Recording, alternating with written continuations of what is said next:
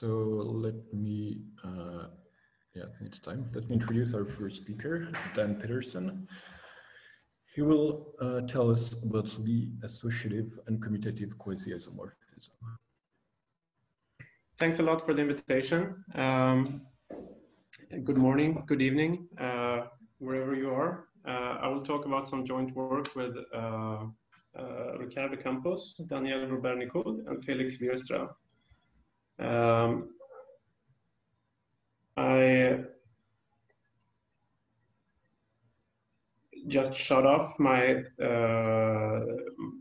sound here, but please ask questions in the chat if you have questions, and I have a chat window open here where I see it. So before I get to anything involving operas, I will start with a warm-up that should be easy to understand for everyone. So we consider the following question. We have a Lie algebra, G, and we consider the universal enveloping algebra, that's Lie algebra. And a natural question you can ask is, can I recover the Lie algebra from the universal enveloping algebra? And the answer to this question is well known. The answer is yes. And here is how you do it. You start out by saying that, well, this universal enveloping algebra is actually a Hopf algebra. It has a coproduct. And once you have the coproduct, you can consider the primitive elements. So an element is said to be primitive if it satisfies the following equation. And now in a bialgebra, there is a certain compatibility between the product and the coproduct. And this compatibility implies that the commutator of two primitive elements is again primitive. So the set of primitive elements in the bialgebra is always a Lie algebra. And now in the particular case of a universal enveloping algebra, there is the Poincaré-Birkhoff-Witt theorem. And the Poincaré-Birkhoff-Witt theorem implies that the natural map from the Lie algebra into the universal enveloping algebra maps G isomorphically onto the Lie algebra of primitives. So the answer to the question is yes, you can always recover the Lie algebra from the universal enveloping algebra by taking primitives. And now there's a natural way to make the question trickier, which is to say the following. Well, in the previous formulation, we assumed that we knew the bialgebra structure on the universal enveloping algebra. But what if we're just given UG as an associative algebra? Say that someone hands you an associative algebra by generators and relations, and they tell you that this is the universal enveloping algebra of some Lie algebra. Can you find that Lie algebra? And it's not so clear how you do that. And if you hear this question for the first time, your reaction is that, well, either one of two things are true. Either you can recover the Lie algebra from the universal enveloping algebra, and there is some easy way to do it, or you can't, and then there is some easy counterexample. But perhaps surprisingly, neither of those two are true. This is an open problem. Oh shit. So here's the formal statement. So if I have two Lie algebras, and I assume that the universal enveloping algebras are isomorphic as associative algebras only, must G and H be isomorphic? And here's the answer that I already told you. It's an open problem. This is called the isomorphism problem for universal enveloping algebras sometimes. And this problem is sort of named after the isomorphism problem for group rings, which is more well studied. And you can think of it as a linearization of this isomorphism problem for group rings. And what is this isomorphism problem for group rings? Well, it says, can I recover a group from its group ring? And the questions are very similar indeed.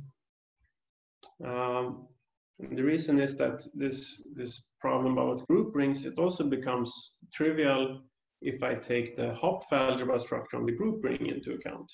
So the group ring is a Hopf algebra, and I can take, instead of taking the primitive elements for the coproduct, I take the group-like elements for the coproduct. The group-like elements in a Hopf algebra form a group. Again, because you have a compatibility between product and co-product. And when I apply this construction to the group ring of a group, I'm going to recover the group. But if I just consider this group ring as an associative algebra, can I recover the group from it? And the answer is yes for finite nilpotent groups. And in general, the answer is no, you cannot recover a finite group from its group ring. And these are not easy questions to answer. Both of these papers were published in the Annals of Mathematics. So that's this isomorphism problem.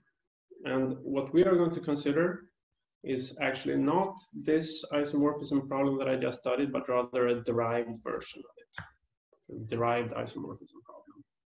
So instead of taking Lie algebras, we're going to take differential graded Lie algebras.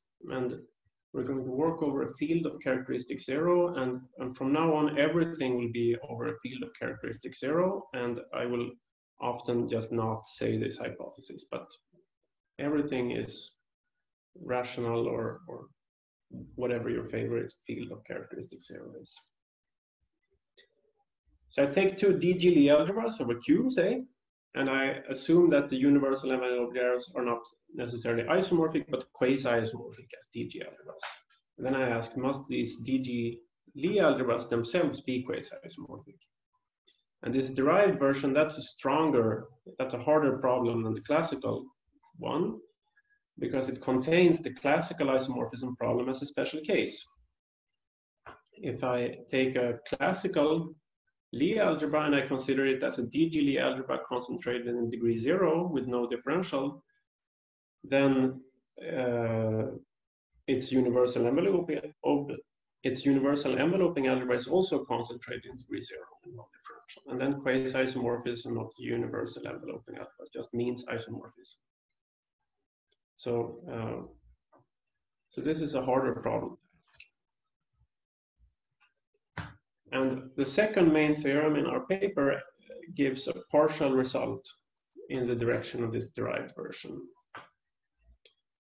And it says, if in this situation I have a quasi-isomorphism of DG algebras between the universal enveloping algebras, then I can't necessarily conclude that G and H are quasi-isomorphic. Well, I mean, it might be true, we don't know what the answer is, but what we can prove is that the derived completions of G and H are quasi-isomorphic. And what is this derived completion? This is the non-abelian derived functor of completion. So every Lie algebra and every DG Lie algebra can be completed because it has a filtration by the lower central series, and you can take the completion with respect to that thing. And basically that's saying that if I have a sequence of elements such that the number of brackets appearing in these expressions grows, then that sequence necessarily converges to 0. It needs to be complete. And this functor of completion, you can derive it in the sense of homotopical algebra. So you cofibrantly replace your DG Lie algebra, and then you complete it. And this is one sense in which this derived version is easier, because the statement of the theorem doesn't even make sense in the classical setting. You need the derived completion to formulate the result. If I have a classical Lie algebra, its derived completion is not necessarily classical anymore.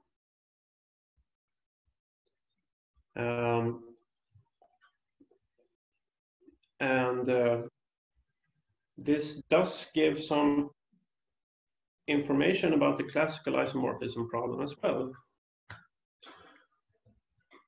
So if I consider classical Lie algebras and I assume that they're also nilpotent, then it turns out that, well, the lower central series is actually bounded. That's what it means to be nilpotent. So they are complete in the classical sense, but they are also derived complete. The map from G to its derived completion is a quasi-isomorphism. So for universal enveloping algebras of nilpotent Lie algebras, this gives a positive answer to this isomorphism problem. This is a new result. And more examples can be given of DG Lie algebras which are derived complete in this sense. In particular, Lie algebras that are concentrated in positive degree or in negative degree are derived complete in this sense, or also DG Lie algebras concentrated in non-negative degrees, which are nilpotent. And this implies in particular that every DG Lie algebra that arises in rational homotopy theory is going to be derived complete. So from the point of view of rational homotopy theory, this derived completion is very mild restriction, so to speak.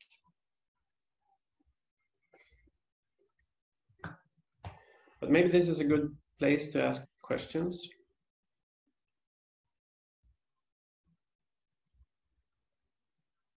Okay, no questions.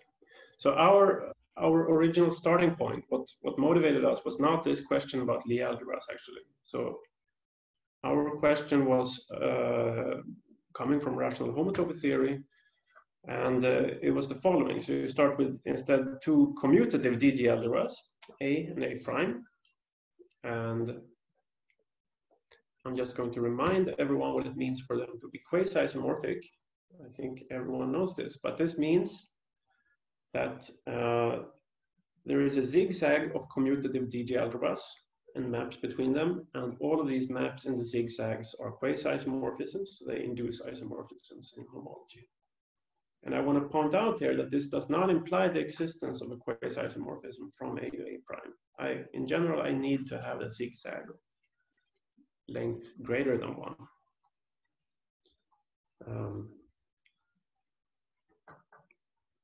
And now the fact that you need the zigzag in general implies that there are two a priori different notions of what it would mean for A and A prime to be quasi-isomorphic. I have to specify in what category I assume the existence of a quasi-isomorphism. So it could happen that I have two commutative DG algebras which are quasi-isomorphic as associative algebras, but not quasi-isomorphic as commutative DG algebras.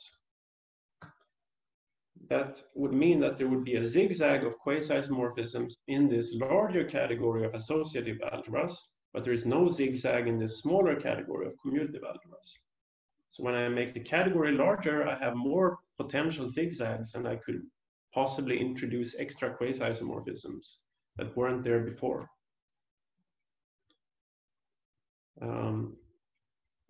You can think about this as that, well, usually the forgetful functor from commutative algebras to associative algebras, of course, that reflects quasi-isomorphisms. It's fully faithful, but homotopically, if I instead take the commutative DG algebras, associative DG algebras, and I take the homotopy category, I can't say anything like that. And the first main theorem says that, in fact, these two a priori different notions are the same. If I have two commutative DG algebras, which are quasi-isomorphic as DG algebras, then they are also necessarily quasi-isomorphic as commutative DG algebras. So if I have an associative zigzag, I can always rectify it somehow to a commutative zigzag. So that's theorem A. And theorem B and theorem A are interchanged with each other by something called Koszul duality that I think many in the audience are familiar with. And there are very, very many versions of Koszul duality, and if you try to see that they are saying the same thing, this is often hard. They don't necessarily look so similar to each other. And in general, Koszul duality has the following form. Well, I'm not in general. I just want to state what is relevant for this talk, which is that there's a duality between Lie algebras and commutative algebras, and there's a self-duality between associative algebras and associative algebras. So there's a bar and a co-bar functor that goes between DG Lie algebras and commutative DG algebras, and that's an adjunction. And there's a bar and a co-bar functor from associative algebras to associative algebras, and that's also an adjunction. And these are not strictly speaking equivalences, but they are pretty close to being equivalences in a homotopical sense. That's a vague statement, but that's all I want to say at the moment. The most well-known of these functors is the functor that goes from DG Lie algebras to commutative DG algebras. So the Kosul dual of a Lie algebra G, that's supposed to be a commutative algebra, and it is the commutative algebra given by the Chevalley-Eilenberg cochains. So I take the exterior algebra on the linear dual of G, shifted down by 1, and I give that a Chevalley-Eilenberg differential, and that makes it a graded commutative algebra. And this linear dual is a bit annoying. It's better to not have it there, and then I don't get a commutative algebra, I get a co-algebra. And I think many in the audience are aware of this, that if I want a duality between algebras and algebras, I have to put in some finiteness assumptions. And if I don't want to put in these finiteness assumptions, I should have co-algebras on one side of the duality. But this is just motivation at this point. And Kosul duality, it's going to interchange the forgetful functor from commutative to associative algebras with the universal enveloping algebras from Lie algebras to associative algebras. So let's go back one slide. We have these 4 different categories, or actually 2 of them are the same, associative algebras. On the right-hand side of this diagram, there's a vertical arrow. There's a forgetful functor from commutative algebras to associative algebras. And I have this almost equivalences that go horizontally, and you can ask what is the corresponding vertical arrow on the other side, and that vertical arrow is the universal enveloping algebra functor, going from DG Lie algebras to associative algebras. And this now explains why theorem A and theorem B are closely related to each other, because one is asking whether this forgetful functor from commutative to associative algebras reflects quasi-isomorphisms, and the other asks whether the universal enveloping algebra functor reflects quasi-isomorphisms. And there was a mismatch between theorem A and theorem B. Theorem A was an if and only if statement. It was very nice. Theorem B, you had to take this derived completion. And the reason this appears is that Kosul duality is not a perfect equivalence of categories. There is some information getting lost when you pass from one side to the other, and that's where this derived completion appears. And I should say, I saw a talk by Gijs Huets 2 weeks ago. This is very tangential, but which sort of explained where this derived completion comes from. He was talking about Lurie's version of the bar-cobar duality,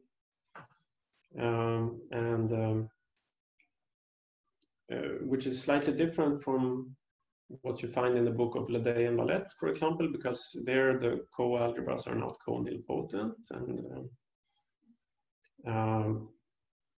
you can write down an adjunction where you have associative algebras up to quasi-isomorphism on one side, and co-associative co-algebras not necessarily co-nilpotent up to quasi-isomorphism on the other side. You get a bar-co-bar adjunction between them, and the unit and co-unit of those adjunctions are given by derived completion, is what Gijs proved.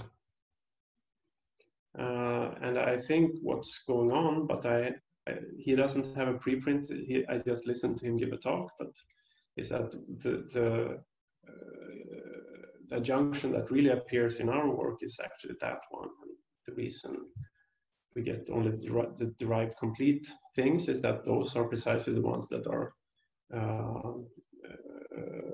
preserved, those that are equivalent to their bar construction under this other version of Kosul duality. Wow. That's a total digression. But that's Kosul duality. So I said that we were motivated by rational homotopy theory. Let me try to explain that. So why do theorem A and theorem B have something to say about rational homotopy theory? So let's start with theorem A. So Sullivan had an approach to rational homotopy theory in terms of commutative DG algebras. So what Sullivan did is he constructed a functor APL of piecewise linear de Rham forms, going from spaces to commutative DG algebras over Q. And he proved some properties of this piecewise linear de Rham functor. First of all, that this commutative DG algebra APL of X is quasi-isomorphic to the cochains on X with Q coefficients as a DG algebra. And I'm not saying as a commutative DG algebra here, because the cochains are not commutative. They are only commutative up to coherent homotopy. So it wouldn't make sense to ask for this to be a quasi-isomorphism of commutative DG algebras. What you can say is that this is a quasi-isomorphism of E-infinity algebras.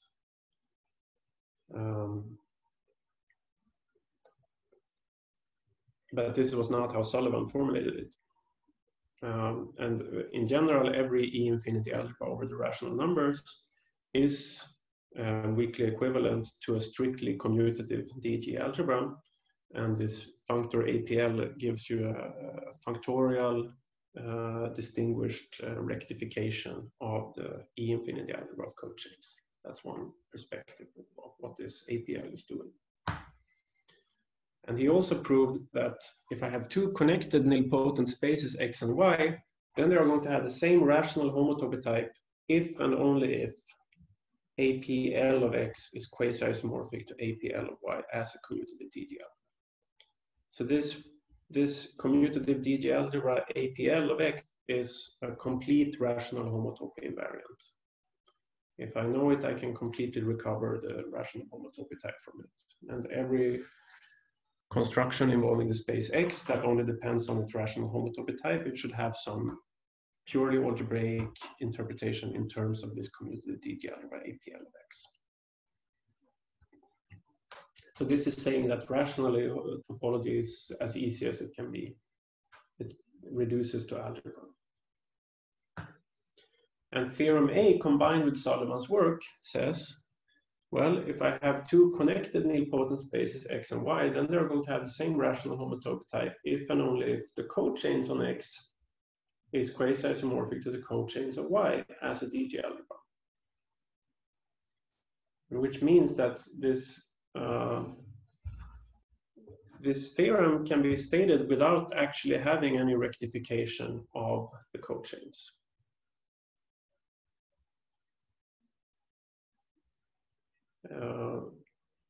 In the second bullet point, you needed commutative DG algebras to even make the statement, because this has to be a quasi-isomorphism involving a zigzag of commutative things.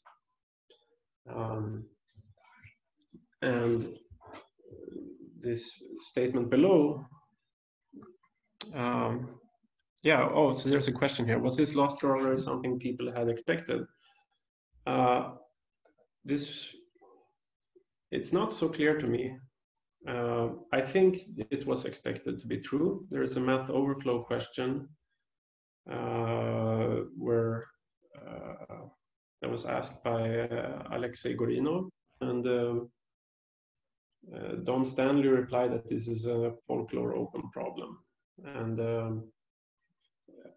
Alexander Berglund told Bashar Saleh about the problem, and he had learned it from Dennis Sullivan. So this was somehow floating in the air. And I think the answer was expected to be positive, but I'm not sure.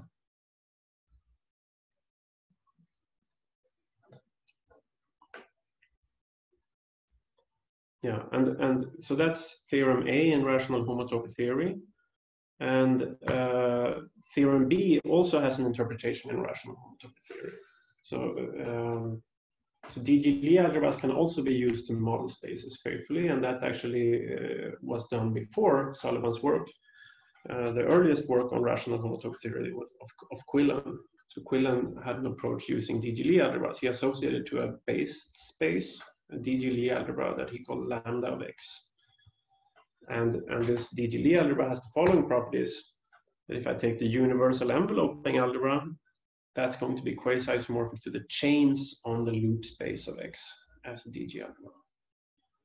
And here I want to take something like the Moore loop space that has a strictly associative multiplication. And then when I take chains on that, I'm going to get a strictly associative DG algebra, and the multiplication in this DG algebra is now concatenation by paths.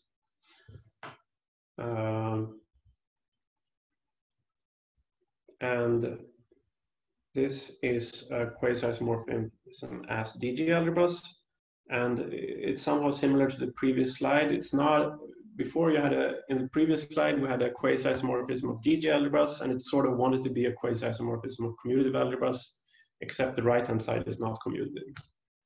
And this sort of wants to be a quasi-isomorphism of Hopf algebras, but the right-hand side is not Hopf. And connected nilpotent based bases X and Y are going to have the same rational homotopy type if and only if these two DG Lie algebras, lambda X and lambda Y, are quasi-isomorphic as DG Lie algebras. And now theorem B, combined with Quillen's work, is saying that if I have two connected nilpotent based bases X and Y, then they're going to have the same rational homotopy type if and only if the chains on the loop space are quasi-isomorphic as DG algebras. And again, this has the same flavor. You can, these things want to be Hopf algebras, and you want to be able to say that I take the primitives and that's Lie things, and but I don't have to rectify it. I can just, there is a statement I can formulate just in terms of these things. And the key point here is that if X is nilpotent, then this Lie algebra lambda of X is going to be derived complete as a DG Lie algebra. So in theorem B, we had to take this derived completion, but for the purposes of rational homotopy theory, that's not going to bother us particularly.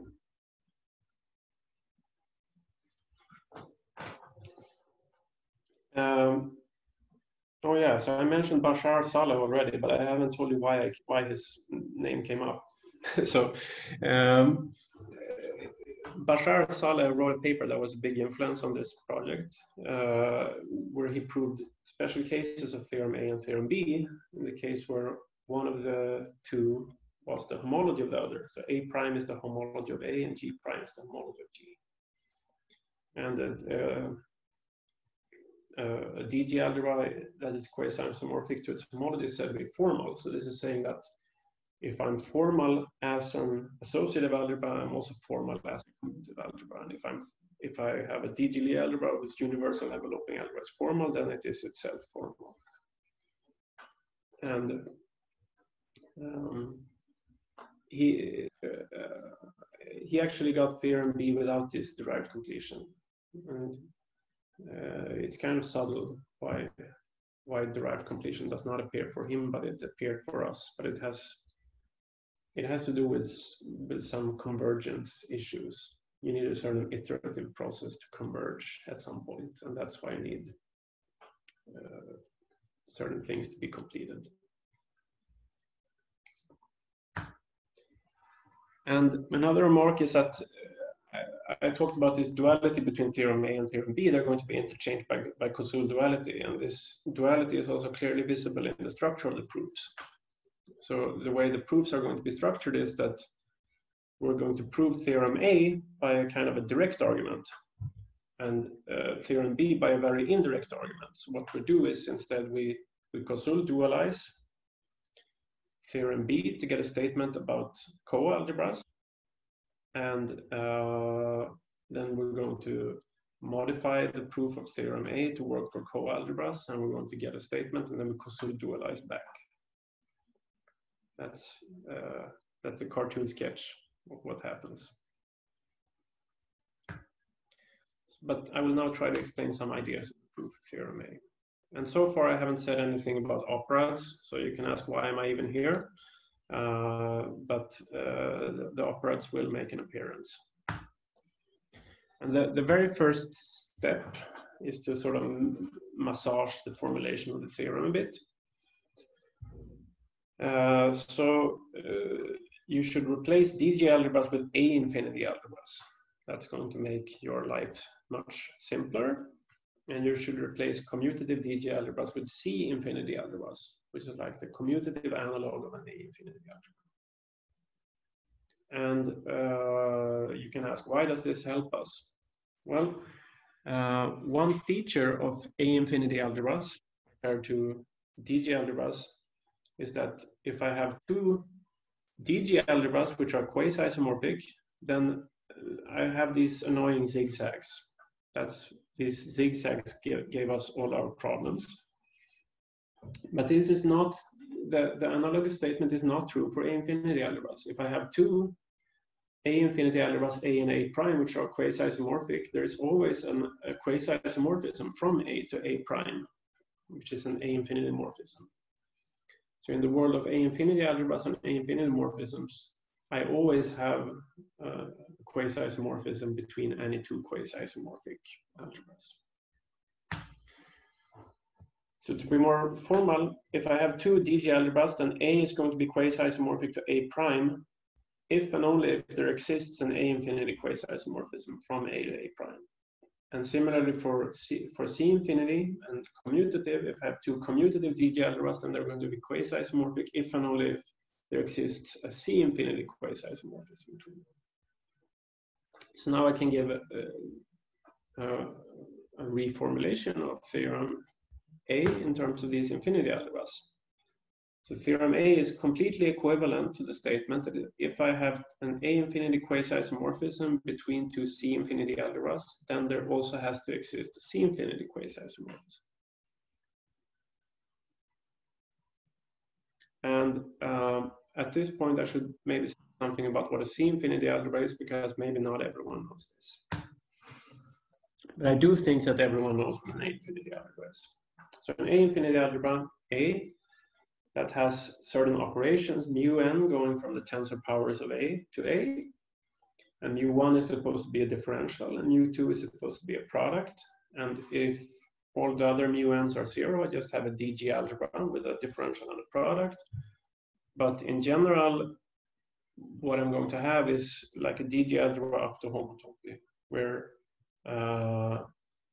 mu2 is associative up to a homotopy provided by mu3, and then mu3 satisfies a pentagon equation that's coherent up to homotopy provided by mu4, and so on and so forth. So there's an infinite sequence of equations that these have to satisfy. And a C infinity algebra is almost the same thing. It's an A infinity algebra with an additional property. It's a property of an A infinity algebra, which is that mu n vanishes on signed shuffles. And the first example of this is that mu2 is going to vanish on all elements of the form x tensor y minus y tensor x with the cosine signs inserted. So that's saying that mu2 vanishes on these elements is saying that mu2 is commutative. So the multiplication is commutative. And then I have a similar shuffle condition, but it's more complicated to write down on the higher mu n's as well. So it's not actually going to be commutative in the sense that you can interchange the order of all the arguments, but it's going to have some weak commutativity condition on the homotopies as well. And it's instructive to compare this with an E infinity algebra. So an E infinity algebra is associative up to homotopy and commutative up to homotopy at the same time. And C infinity algebra is associative up to homotopy, but it's strictly commutative. So this equation that mu2 vanishes, that's an equation that's satisfied strictly. And it turns out that over the rational numbers, or over a field of characteristic 0, C infinity algebras can be used as a sort of simple replacement of E infinity algebras. You get a homotopy invariant notion by somehow only resolving the associativity and not resolving the commutativity. And I guess you can think of this as something that happens because over Q you can average over the symmetric group. well, that's an informal statement, but that's what a C infinity algebra is. And the more general perspective where these things actually start to make sense is in the setting of Koszul duality of operands. And now I should also say what a morphism is. So an A infinity morphism, that's specified by a collection of maps, Fn, going from A tensor n to B, and they satisfy an infinite hierarchy of equations. And if A and B are both C infinity algebra, then this is called a C infinity morphism if all these components also vanish in sign shuffles. And the reason I say this is because when you had this reformulation,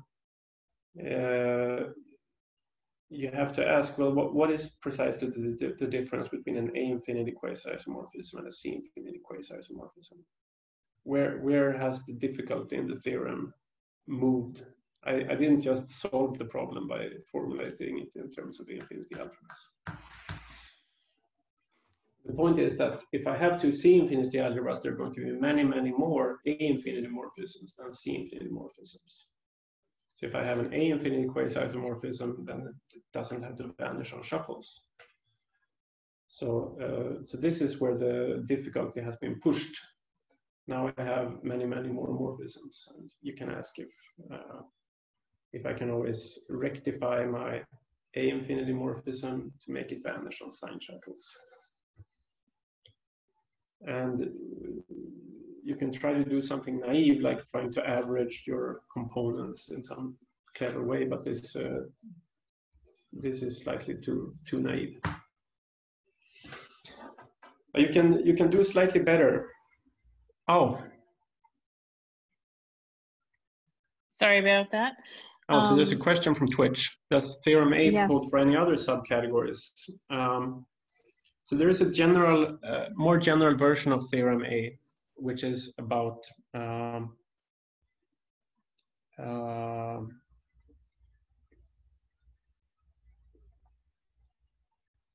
yeah. So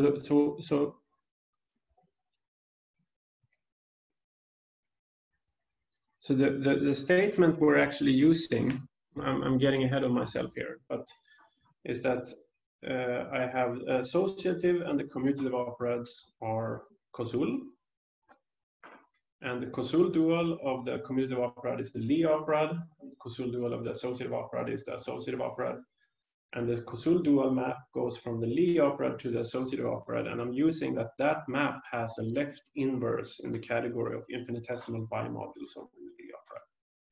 And whenever you're in that setting, you're going to get a theorem of this form. And we found one more example where this was satisfied, which was about dendriform, and I never remember what these are. But if you look at the paper, you would find some statement involving Zin-Peel and dendriform and whatnot. And but yeah, maybe this was not the intended question, but there is a more general version. Thank you. That does seem to be the intended question, so you got it. Intended question,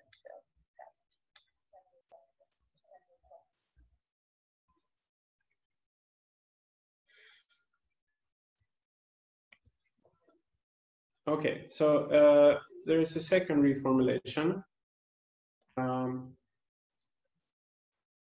that you can massage the statement even further.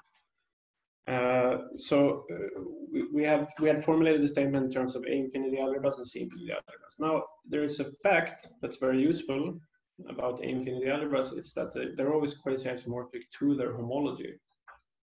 So every A infinity algebra is quasi-isomorphic to a minimal A infinity algebra, which is one where you have no differential. The same is true for C infinity algebras. And both these statements for A infinity and C infinity were proven by Kadejishvili in the 1980s. And this now tells us that when we're proving theorem A, we might as well replace A and A prime with their homologies to begin with. But we also assume that they were quasi-isomorphic. So then they have the same homology. There's a canonical isomorphism between the homologies. And then we're going to have two C-infinity algebra structures on the same graded vector space. The graded vector space is this homology. And I'm going to have an A-infinity isomorphism between them. I don't have an A-infinity quasi-isomorphism between them anymore because I don't have a differential. And the linear term of this isomorphism is going to be the map from the homology of A to the homology of A prime, but I identified these with each other. So it's the identity map. So I have what's called an A-infinity isotopy. And the statement is that once there is an A-infinity isotopy, there also has to exist a C-infinity isotopy. And I don't know why it's called A-infinity isotopy. The terminology is certainly not due to me. I don't like it at all. There is something in topology called an isotopy and has nothing to do with this as far as I can tell. It's a very strange name, but it is what it is.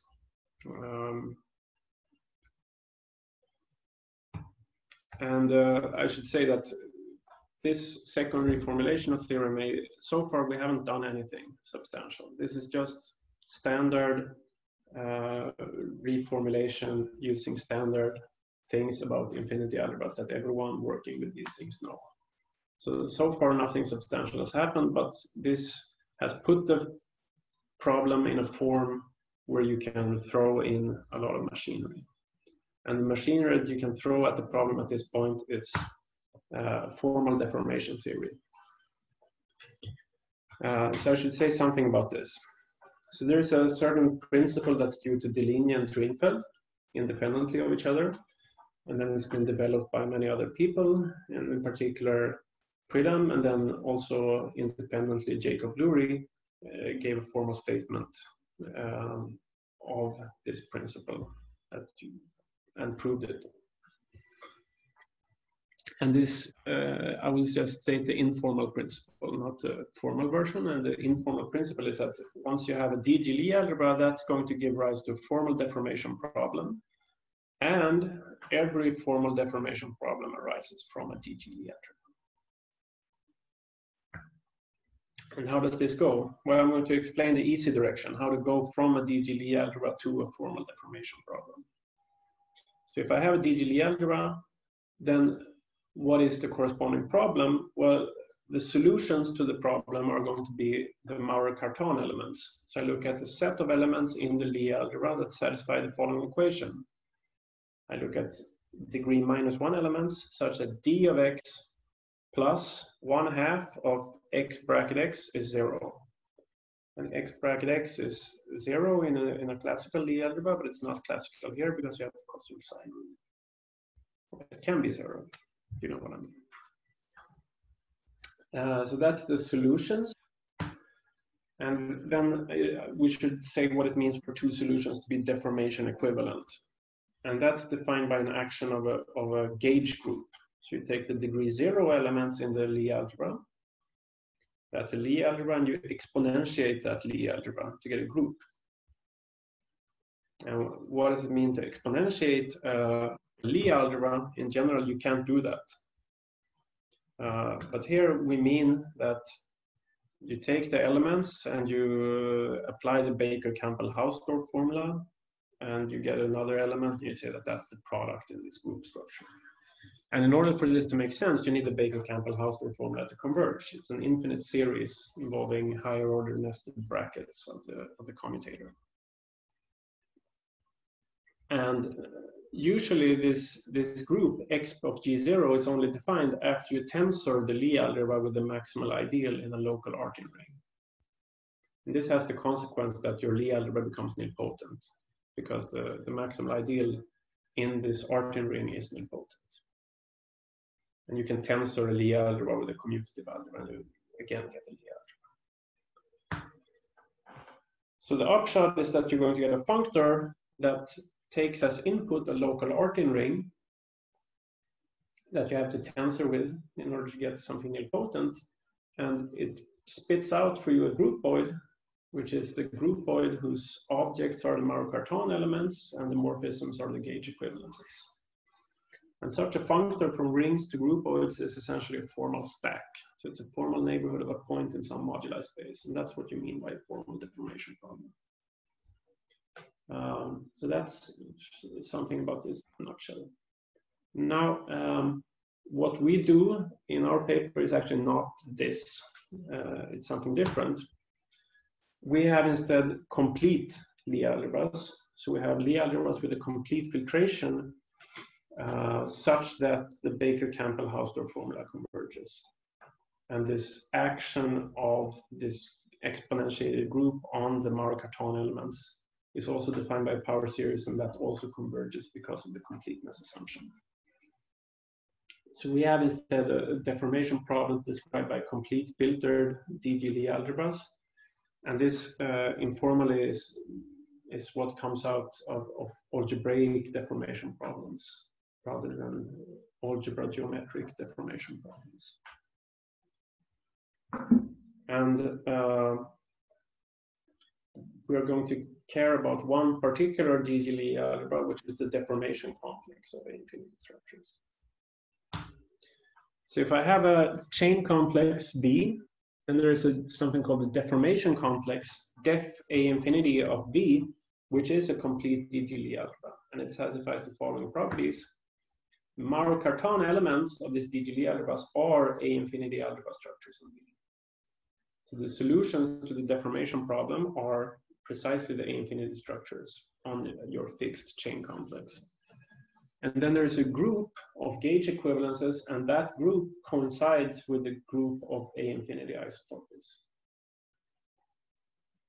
And that's a theorem of Totsenko, Shalgrin, and Valette, which is surprisingly recent, because this deformation complex has been around since the very beginning of the subject, 1960s. And yeah, there's an obvious bijection between the group of degree 0 elements and the group of A infinity isotopies. And really the substance of the theorem is proving that the group structures coincide, because on one side they're given by grafting trees, and on the other side they're given by the Baker-Campbell-Hausdorff formula. So the group structures seem completely different, but they are the same group. And there's something non-trivial to prove there. And this deformation complex is a special case of a more general construction, which goes like this. If I have a co-operad and an operad, then I can take the product of all these Hom spaces in all of the different arities.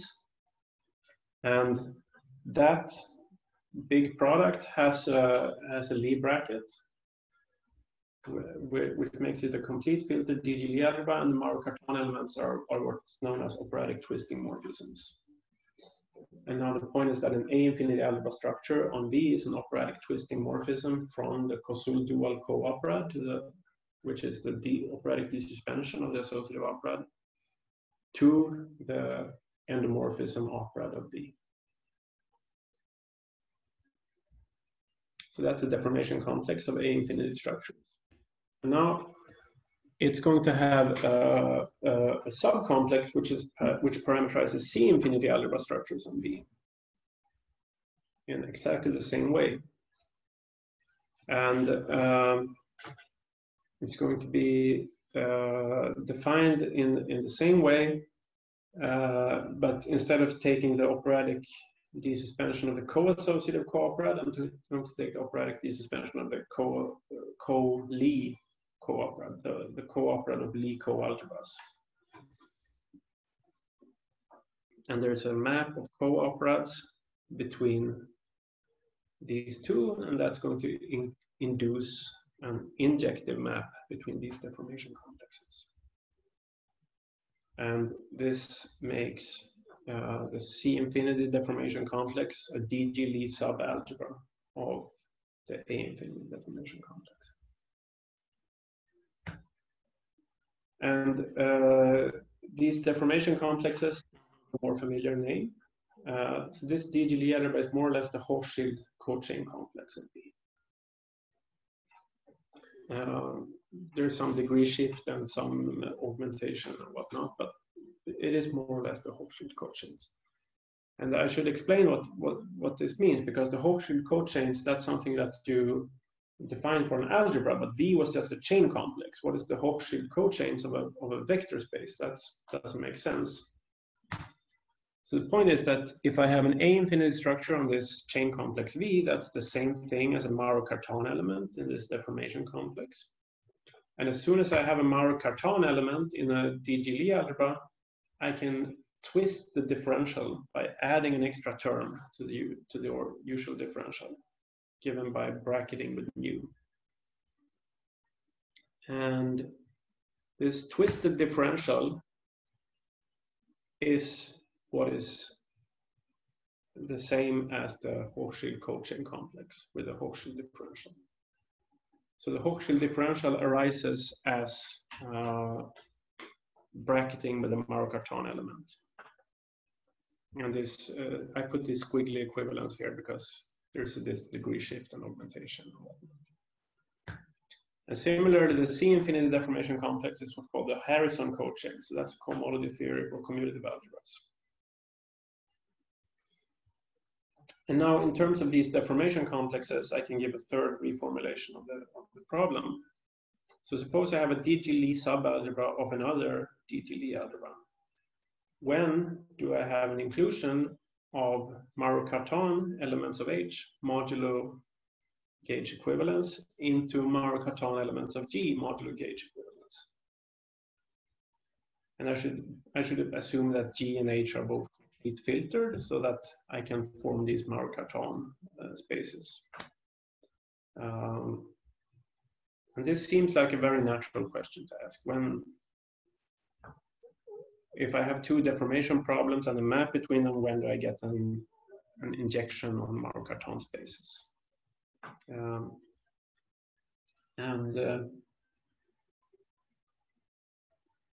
The most classical statement in this direction is the Goldman-Nielsen theorem, which says that if I have a quasi-isomorphism of DG Lie algebras, then I get a homotopy equivalence of Maurer-Cartan spaces.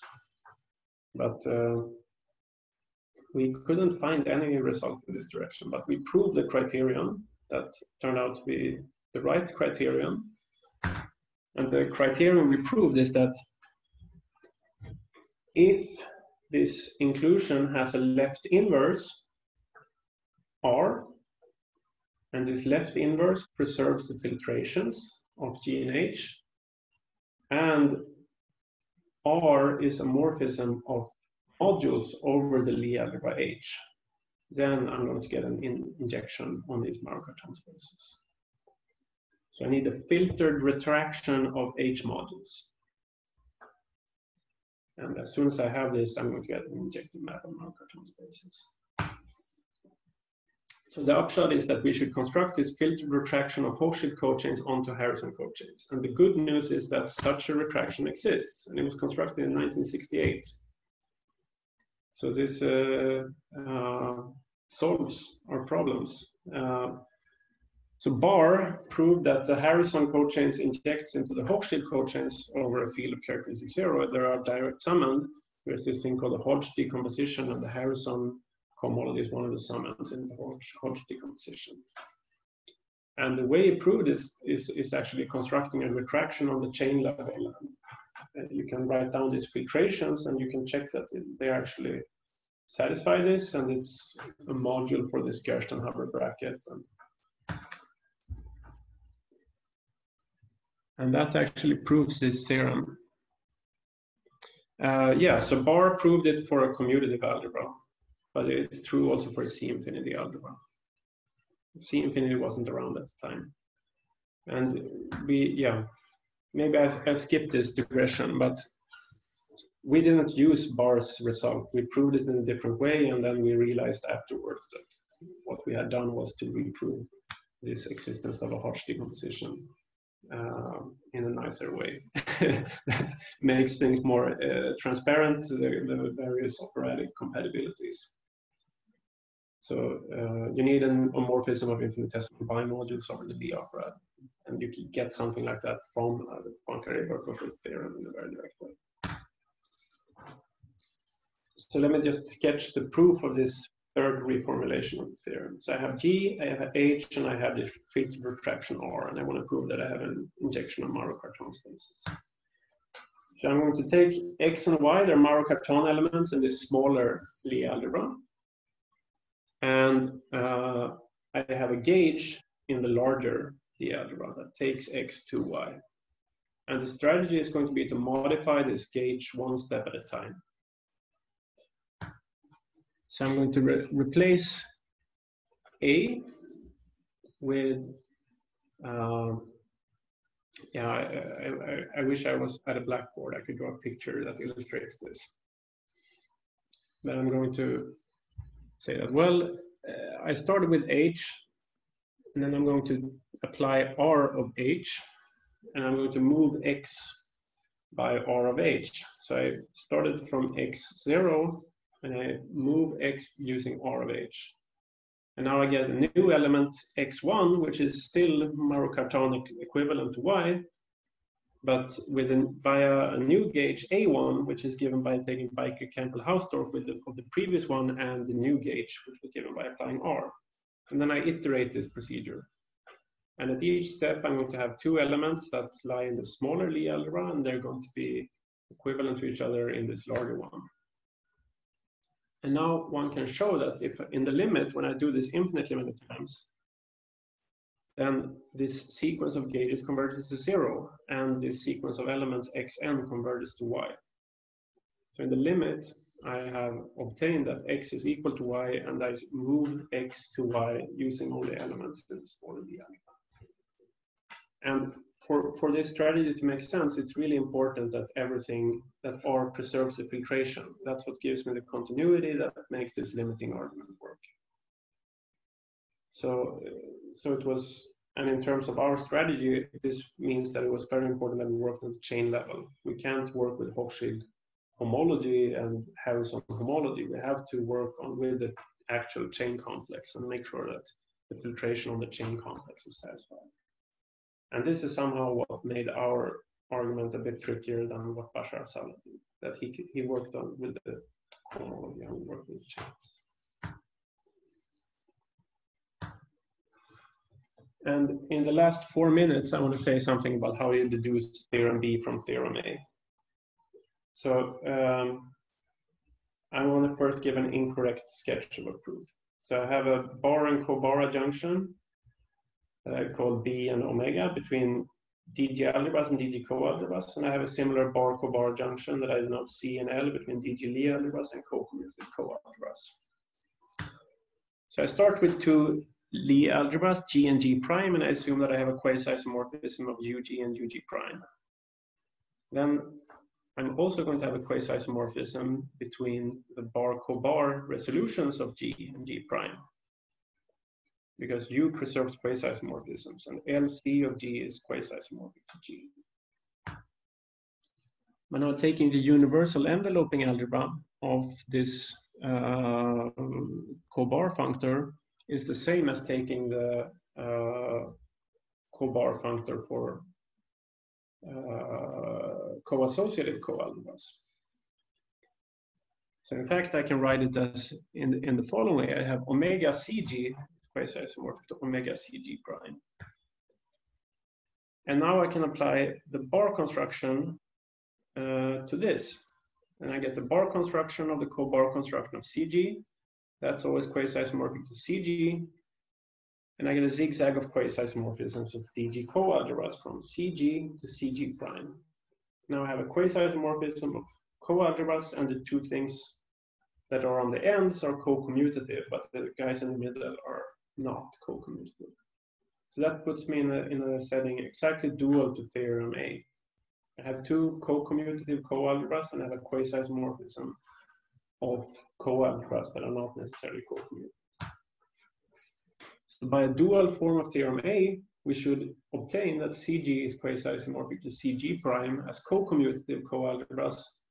And now I just apply the co-bar functor L, and I deduce that G is quasi-isomorphic to G prime. That's how you do it naively. Now this doesn't work for two reasons. The first problem is that this co-bar functor does not preserve quasi-isomorphisms. And the second problem is that when I prove this dual form of theorem A, I get a C-infinity quasi-isomorphism from CG to CG prime, a quasi-isomorphism of C-infinity co-algebras. But this co-bar functor is actually not functorial for an arbitrary C-infinity morphism. I need some finiteness assumptions on the C-infinity morphisms for co-bar to be functorial. Now, both these problems actually point in the same direction, that I have to complete the co-bar functor. Because if I take the completion of the co-bar functor, then I get a functor which is functorial for arbitrary C-infinity morphisms and takes C-infinity quasi-isomorphisms to quasi-isomorphisms. So once I have this claim that CG is quasi-isomorphic to CG as co-associative co-algebras, and I prove this dual form of theorem A, I'm going to get this for the completed co-bar constructions that they are quasi-isomorphic. But this is by definition the completion with respect to the lower central series of the bar co-bar resolution of G, and that is the derived completion of G. So I obtain in a very explicit way that I cofinitely replace and I complete it, and that's precisely the derived completion. So the derived completion appears in an extremely natural way. And it seems like it was made to appear here, which makes me believe that this is the best you should be able to prove in this derived universal enveloping algebra problem. But my guess is that there are counterexamples to the general statement of this derived universal enveloping algebra problem for the algebras, but I haven't tried to find one, and I suspect that it's very hard. But that's it, and thank you for listening. Thank you.